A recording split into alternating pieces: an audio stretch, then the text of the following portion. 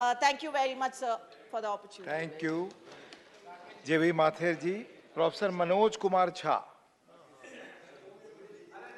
शुक्रिया माननीय उपसभापति महोदय।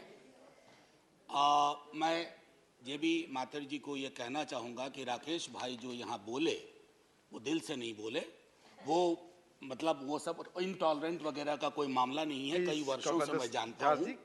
नहीं, सब्जेक्ट पे ही आ रहा हूँ सर। सब्जेक्ट के सबसे बड़ा हिस्सा तो वही है। अगर वुड वाले फॉर्म में जा रहे थे आज सब्जेक्ट एनीवे, माननीय उपसभापति महोदय, सच्चर कमेटी और रंगनाथ मिश्रा आयोग दोनों के संदर्भ में अब्दुल वहाब साहब का ये रेजोल्यूशन, मुझे बेहद खुशी है। लॉटरी से आता है ये रेजोल्यूशन, आज यहाँ आया और हम सब चर्चा भी कर रहे हैं। हमारे मंतव्य, हमारे रुझान अलग अलग हो सकते हैं, लेकिन 20% आबादी के प्रति अगर हमारा दृष्टिकोण उचित नहीं है, हमारे दृष्टिकोण में समग्रता में लेने का अगर भाव नहीं है, तो मैं समझता हूं कि चाहे $5 ट्रिलियन की इकोनॉमी बना लें या आलीशान महल खड़े कर लें, एक मुल्क के रूप में हम तन्हा महसूस करेंगे। ये मेरा मानना था। अब्दुल वहाब साहब ने जब रेजोल्यूशन के बारे में बोलने खड़े हुए, मुझे लगा कि एक विस्तृत फलक पर वो अपनी बात रखेंगे, लेकिन एक झिझक मैंने देखी, एक संकोच सा देखा। मैं डर नहीं कहूंगा, एक झिझक, एक संकोच, एक रिलक्टेंस जिसको अंग्रेजी में कहते हैं। सर, ये आज है देश के मुसलमानों में अधिकांश की यही हालत है। एक झिझक, एक संकोच, एक रिलक्टेंस। ये सर, मैं यकीन मानिए, मैं बस कुछ बातें रखूंगा। माननीय उपसभापति महोदय, प्लीज। समाज के अंदर ध्रुवीकरण है, इससे कोई इनकार नहीं कर सकता, और यह भी कोई इनकार नहीं कर सकता कि यह ध्रुवीकरण समाज के लिए अच्छा है, इलेक्शन के लिए अच्छा हो सकता है, चुनाव के लिए अच्छा हो सकता है, लेकिन ध्रुवीकृत समाज अंदर अंदर उसको दीमक चाटने लगता है। अड़ोस पड़ोस देख लीजिए, जो मजहब के नाम पर मुल्क बने, आज उनकी क्या हालत है। अरे वो तो एक भी नहीं रह पाए, भाषा मजहब पर भारी पड़ गई। बांग्लादेश का जन्म हुआ।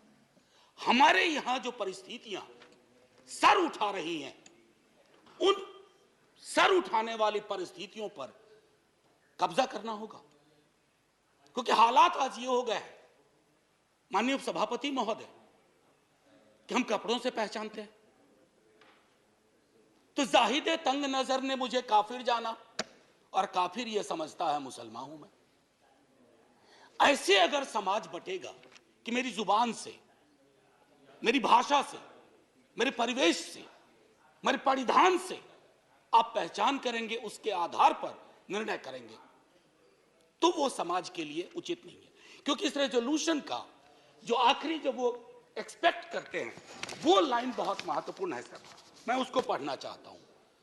The resolution urges the house to enact. Please Anil ji, आपकी तवज्जो चाहता हूं। मेरा अनुरोध है पीछे बैठे माननीय सदस्यों से, माननीय सदस्य जो पीछे बैठे हैं, please, we are having debates, please. हाँ, बोले professor Jha. Sir, to enact a legislation for prevention of atrocities against minorities of the country so as to build confidence amongst Muslims who were vulnerable। सहज सी बात है sir, देश आजाद हुआ, राकेश भाई ने भी बहुत विस्तार से बात रखी, देश की आजादी, तकसीम, पार्टीशन। सर, मैं हाउस में प्रोफेसर झा बोले। सर, असल में क्या है ना, मेरे अंदर का या राकेश भाई के भी अंदर का शिक्षक मरा नहीं है, तो अक्सर हम जब बोलते हैं जी सर, आप सिर्फ आपको मैं छात्र तो मान ही नहीं सकता। मैं तो आपके मैं सिर्फ ये कहना चाहता था, देखिए ना, तारतम्य भी टूट जाता है कि वो जो पार्टीशन का वक्त, और मैं अक्सर लोगों से कहूंगा कि आप कम्युनिस्ट हो, कांग्रेस हो, बीजेपी, जनसंघ के लोग हों, निर्दलीय हों, फ्री थिंकर हों, लास्ट फेज जो प्यारेलाल जी की है, बापू की जिंदगी का लास्ट फेज, सर उसको पढ़ा जाए। शायद 47-48 में उस लास्ट फेज को पढ़े जाने की उतनी जरूरत नहीं थी जितना 2023-24 में लास्ट फेज को पढ़े जाने की जरूरत है। हम तो आजादी का अमृत वर्ष मना रहे हैं ना, पहली सालगिरह हुई थी आजादी की 48 में। हमें उस यात्रा में देखना पड़ेगा सर कि हम कब उल्टे पांव की यात्रा पे निकल गए। और दुनिया का इतिहास गवाह है सर कि डर और खौफ अपने एक समुदाय के लिए अगर आप पैदा करते हैं और उल्टे पांव की यात्रा पे चले जाते हैं तो अंततः वो आपका भी भला नहीं करती है, क्योंकि political power is never permanent sir. No, every political power, I have said this in this house, has an expiry date. व्यक्तियों का, विचारधारा का एक एक्सपायरी डेट होता है। अरे हमने तो वो दौर देखा था, सोवियत रूस कभी खत्म ही नहीं होगा, खंड खंड हो गया। हमने वो लोग देखे थे जिनके बारे में लोग कहते थे कि इनके राजपाट में सूर्य कभी डूबता नहीं। सर, उनका सूरज ऐसा डूबा। प्लीज सर, हाँ प्रोफेसर झा, कोई बात नहीं, कोई बात this is the same thing जो आप दोनों से अपील करता हूं हर जगह। प्लीज बस, प्लीज। मैं वो मुझे पता है सर। मैं एक चीज कहूंगा कि गांधी जी ने उसी दौर में एक बात कही थी कि किसी भी सभ्यता, और अपने देश को हम कभी देश नहीं कहते हैं, हमारे तमाम मित्र अग्री करेंगे, सहमत होंगे, हम इसको सभ्यता कहते हैं, हिंदुस्तान की सभ्यता। तो बापू ने कहा था कि जिस सभ्यता में माइनॉरिटीज के लिए जगह नहीं होगी उसको एक सार्थक दृष्टिकोण से नहीं देखा जाएगा, वो सभ्यता चूक सी जाएगी, उसके अंदर दिक्कतें पैदा होंगी। मैं बजटरी एलोकेशन में 1-2 मिनट लूंगा, उस पर बोलने से पूर्व एक बात कहूंगा कि डर और खौफ के इस माहौल ने इस देश में, जो मैंने झिझक की बात की अब्दुल वहाब साहब की, वो झिझक जो मैंने कहा कि वो मैं अपने स्टूडेंट्स में देखता हूं सर। मुश्किल हालात से आते हैं, पीएचडी के लिए मेरे पास सब्जेक्ट देते हैं और मैं देखता हूं कि वो सब्जेक्ट कुछ और देना चाहते हैं लेकिन चुनते हैं ऐसा विषय जो उनके हिसाब से उनके मुस्लिमनेस को बचा ले। ये क्यों हो रहा है सर? ये नहीं होना चाहिए ना। मैं तकरीबन, मेरे अंदर 20 पीएचडी हुई है और ये पहले नहीं। मैं आग्रह करूंगा, प्लीज प्लीज हाथ जोड़ के विनती, आपस में प्लीज कुछ अनुभव साझा कर रहा हूं। 20 पीएचडी हुई है। आज पिछले 7-8 वर्षों में मैं देखता हूं कि मुश्किल हालात से आ रहे हो, किस बात पे पीएचडी करनी है? डल लेक के इकोलॉजी पे। अरे साहब, फिर बात करता हूं, सर लगा कि यहां सेलेक्ट होगा कि नहीं होगा ये सब्जेक्ट। सर ये क्यों हुआ है? हमने पूरे के पूरे इकोसिस्टम में इतना जहर भर दिया है। जहरीली हवा पहले तो उनको नुकसान करती है जिसके लिए आपने हवा छोड़ी है, लेकिन सर हवा वतन की सरहद को नहीं देखती है, धर्मों की सरहद को नहीं देखती है। वो जहर इधर भी लौट के आ रहा है और वो जहर जब आता है ना सर, सब कुछ छत विच्छत करके। अभी मैंने हाल में देखा, प्रधानमंत्री जी ने चिंता व्यक्त की, प्रधानमंत्री जी ने चिंता व्यक्त की, हमारे सुप्रीम कोर्ट ने चिंता व्यक्त की कि ये क्यों हो रहा है इस देश में। शाम से नुमाइश चलती है टेलीविजन चैनल्स पे, हिंदू मुसलमान, इंडिया पाकिस्तान। यहां हमारा सवाल रोटी का है, रोजगार का है। क्यों प्रधानमंत्री जी जब स्लोगन देते हैं, वो स्लोगन क्या इसके साथ मेल खाते हैं? लेकिन कहां से ये सह मिल रही है इन टेलीविजन चैनल्स को कि शाम से लेकर के देर रात तक नुमाइश, घृणा की, नफरत की। बहुत मुश्किल है सर। और ये मैं पहले भी कहा हूं, कई दफा मुझको अब सेंस ऑफ डेजावू होता है बोलते वक्त। इतनी बार ये बातें कही है सदन में, बाहर जब मित्र मिलते हैं वो भी ये कहते हैं, वो सहमत हैं कि ये चीजें नहीं होनी चाहिए। सर अब देखिए, कई दोस्त, कई हमारे स्टूडेंट, मैं अपनी पीड़ा शेयर करना चाहता हूं। मेरा एक स्टूडेंट प्लीज सर, मेरा एक स्टूडेंट है, उसका नाम है मीरान हैदर, वो जेल में है सर। अभी हाल में आपने देखा होगा कि एक माननीय उच्च न्यायालय का एक ऑब्जर्वेशन आया कि आप स्केप कोट बना रहे हो, चाहे उमर खालिद हो, खालिद सैफी हो, सरजिल इमान हो, गुलफिसा हो, शिफाउर रहमान हो या मीरान जो अपने स्टूडेंट का मैंने जिक्र किया, सर जो ऑब्जर्वेशन कोर्ट के आ रहे हैं, अक्सर होता है क्विटल होता है, हो जाता है, इनके ऊपर कुछ नहीं था। 8 साल बाद सर दुनिया में इजाद नहीं हुई वो विधा कि उसके 8 बरस लौटा दिए जाएं। मेरे स्टूडेंट्स हैं, एक 4 बरस जेल में काट करके आया, एक्विटल के बाद कोई आरोप नहीं था, लेकिन उसका 4 बरस वापस कर सकेंगे हम? ये हालत है सर एक एवरेज मुसलमान की। मैं अभी भी कह रहा हूं कि हमारी संसद में अभी भी ये ताकत है कि अब्दुल वहाब ये विषय लाते हैं और इस पर चर्चा होती है, थोड़ी मतभिन्नता होगी, लेकिन इस जो हमारी ताकत है ना लोकतंत्र की सर, इस ताकत को बचा के रखेंगे तो भरोसा होगा हर समुदाय का। इसकी जरूरत है सर। एक मैं कहना चाह रहा था डिडक्शंस को लेकर के, मेरे कई साथी कह चुके, मैं रिपीट नहीं करूंगा। टोटल बजटरी एलोकेशन, मेरे मित्र कह रहे थे कि हम एक नजर से देख रहे हैं, एनॉमलीज थी स्कॉलरशिप में। नहीं सर, सरकार खुद एडमिट की है मेरे सवाल के जवाब में कि 90% एक्सपेंडिचर नहीं हुआ। ये ऑन रिकॉर्ड है सर, 90%। ये मैंने दिसंबर 22 में मुझको ये जवाब दिया, 4000 करोड़ यूटिलाइज नहीं हुए थे। ये क्या दिखाता है सर कि पूरा का पूरा नजरिया हमारा इस समुदाय को लेकर के बहुत स्क्यूड है।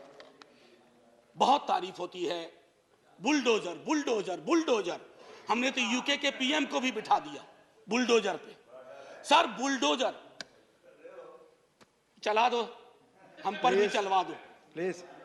मैं यही कह रहा हूं सर, बुलडोजर जिस देश में सेलिब्रेट किया जाने लगे, उस देश में ये वक्त आ गया है कि लोग गंभीरता पूर्वक सोचें, क्या बुलडोजर प्रतीक हो सकता है किसी भी चीज का? अगर है तो कोर्ट को क्यों कहना पड़ता है? माननीय न्यायालय ने कहा फिर तो हमारा काम हम पर ताला लगा दो, बुलडोजर चला दो। और किसी को बुलडोजर बाबा के नाम से सेलिब्रेट किया जाता है। अब पता नहीं वो कैसे कंफर्टेबल है उस नाम के साथ, मैं तो नहीं हूं। सर मेरा ये कहना है कि जितने भी ह्यूमन राइट वॉच की रिपोर्ट देखें आपको स्पष्ट तौर पे मिलेगा, देश की और बाहर की मॉब लिंचिंग, हेट क्राइम्स, ये क्यों बढ़ रहे हैं 8 वर्ष में 9 वर्ष में अचानक मेरे देश में? ये गांधी नेहरू आजाद अंबेडकर का देश है। मैं जानता हूं नेहरू को लेकर के आपके अंदर बड़ी दुविधा रहती है। एक डिमोलिशन स्क्वाड है नेहरू को खत्म करने का, और मैंने इसी सदन में कहा है नेहरू कांग्रेस की प्रॉपर्टी और कॉपीराइट नहीं है, नेहरू इस देश की विरासत है। जितना हक नेहरू पे कांग्रेस का है एक एक हिंदुस्तानी का है। मैं जानता हूं कि कांग्रेस के दूसरे प्रधानमंत्रियों के लिए आपको उतना नहीं करना पड़ेगा, नहीं मेहनत करते हैं अटैक करने में, नेहरू पे करते हैं, क्योंकि नेहरू अभी भी दीवार बन के खड़े हैं पार्लियामेंट्री डेमोक्रेसी को प्रोटेक्ट करने के लिए। उस दीवार को जब तक आप नहीं गिराएंगे तब तक आप अपना रियलाइज नहीं कर पाएंगे goal, whatever ulterior motives you have. So मैं अब इसको बाकी चीज को, जैसे अब मैं एक बात कहूं, हमारे बिहार के एक मंत्री हैं, सब लोग, मैं नाम नहीं लूंगा, बात बात पे वो मंत्री महोदय कहते हैं कि पाकिस्तान चले जाओ, पाकिस्तान चले जाओ।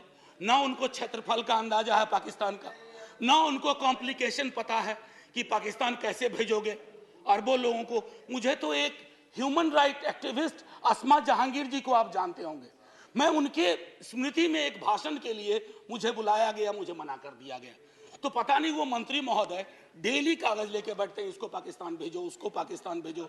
अरे हम सबको भेज दोगे पाकिस्तान तो मंत्री जी आप किसके मंत्री रहोगे? आपका इलाका खाली हो जाएगा। अब वो सीमांचल गए, सीमांचल में पलायन हो रहा है, उन्हीं की पार्टी के लोगों ने कहा कि ये गलत बात है, कोई पलायन नहीं हो रहा। लेकिन आपको वो कैराना मॉडल ढूंढना था सीमांचल में। तो जब तक पूरा का पूरा अब मैं आपको छोटी वानगी देके खत्म करूंगा। एक मोहतरमा है, वो कहती है चाकू तेज रखना, पता नहीं कब जरूरत हो जाए। ये है सर, और इनको मन से माफी नहीं मिली थी एक बार। दूसरे हैं if you want remain silent if somebody tries to kill our mother. ये गाय के बारे में है, सुना 14 तारीख को कॉ हक डे है। मैं भी कोशिश करूंगा सर, हालांकि हमको मरखानी गाय मिल जाती है अक्सर जिंदगी में। हाँ, भाग्य की बात है। तेरा नाम क्या है? मैं कुछ चुनिंदा उदाहरण दे रहा हूं, ये महत्वपूर्ण लोग हैं। तेरा नाम क्या है? मोहम्मद नाम है तेरा, आधार कार्ड दिखा। Hindus who don't vote for me have Mia blood in their veins. महत्वपूर्ण व्यक्ति हैं, मंत्री के पद के लगाकर। ना अली ना बाहुबली, केवल बजरंग बली, ये भी महत्वपूर्ण व्यक्ति हैं। जो लोग सूर्य नमस्कार को नहीं मानते उन्हें समुद्र में डूब जाने चाहिए। ये तो बहुत बड़े व्यक्ति हैं और अपने आप को नया ऑपरेटिंग सिस्टम बनाना चाहते हैं। हमारे प्रधानमंत्री जी के बरक्स और इकोनॉमिक बाइकॉट की अक्सर बात होती है, जालीदार टोपी की बात होती है।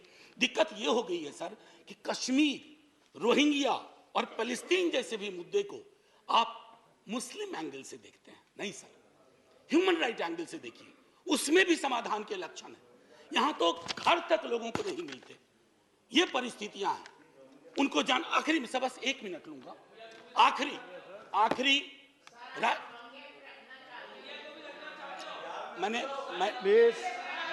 Please no cross talking. आपको मौका मिलेगा बोलने का, इज्जत तो आप बोले। आपने सुना नहीं, मैंने कहा कि इन मुद्दों को भी मुस्लिम एंगल से मत देखो बस। प्लीज आपस में बातचीत नहीं, प्रोफेसर जहां बोले कंक्लूड कर प्लीज। नहीं, वो आदत नहीं है कि डोंट लिसन टू देम। मैं तो इसी चीज की पैरवी हमेशा करता हूं, you listen to us, I listen to you. Democracy is all about speaking and listening, more of listening than speaking. ये सबसे अपेक्षा है इस सदन में। जी सर, सबसे अपेक्षा है कि डेमोक्रेसी, जैसा आपने कहा, सुनने और धैर्य से जानने का, पर हर पक्ष से सबने सुनाने की, हर पक्ष से। सर आखिरी, मैं राही मासूम रजा बहुत बड़े लेखक हुए, आधा गांव लिखा, लेकिन एक व्यापक समाज में उनकी प्रसिद्धि हुई कि राही मासूम रजा ने महाभारत की स्क्रिप्ट लिखी थी, जो बहुत फेमस सीरियल हुआ था। मैं उनकी एक छोटी कविता पढ़ना चाहता हूं सर, आपकी इजाजत से। मेरा नाम मुसलमानों जैसा है, मुझको कत्ल करो और मेरे घर में आग लगा दो। मेरे उस कमरे को लूटो जिसमें मेरी बयानें जाग रही हैं, और मैं जिसमें तुलसी की रामायण से सरगोशी करके कालिदास के मेघदूत से कहता हूं, मेरा भी एक संदेश है। मेरा नाम मुसलमानों जैसा है, मुझको कत्ल करो और मेरे घर में आग लगा दो, लेकिन मेरे रग रग में मां गंगा का पानी दौड़ रहा है। मेरे लहू से चुल्लू भर महादेव पर फेंको और उस योगी से कह दो, महादेव अब इस गंगा को वापस ले लो। ये जलील तुर्कों के बदन में गाढ़ा गया लहू बनकर दौड़ रही है। इसके आगे कुछ नहीं कहना है सर। जय हिंद। धन्यवाद। धन्यवाद डॉक्टर वी शिवदासन।